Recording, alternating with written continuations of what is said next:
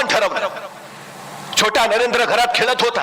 पाहुणे आले आणि आलेल्या पाहुण्यांनी त्या नरेंद्रला विचारलं, बाळ तू कोण होणार? आणि तो छोटा नरेंद्र म्हटला, मी ड्रायव्हर होणार. वडील बघत राहिले. आपल्यातला कुणी असता तर पहिली वाजवली असती. पाहुण्यांसमोर सगळी. नरेंद्राचे वडील चिडले नाहीत, रागावले नाहीत. म्हणले, नरेंद्रा ड्रायव्हरच हो, ड्रायव्हरच हो. पण भिंतीवर कुरुक्षेत्रावर अर्जुनाला भगवद्गीता सांगणाऱ्या भगवान श्रीकृष्णांचं चित्र होतं. नरेंद्राचे वडील म्हणाले, ड्रायव्हरच हो, पण या अर्जुनाचं सारथ्य करणाऱ्या भगवान श्रीकृष्णासारखा ड्रायव्हर हो.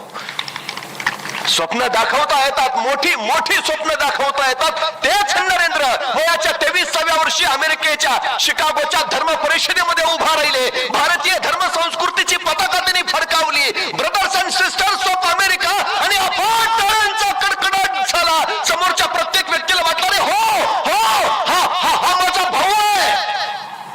मानवतेची घातलेली साथ त्या प्रत्येक अमेरिकनच्या काळजाला स्पर्श करून गेली. अरे हो, भाऊ आहे.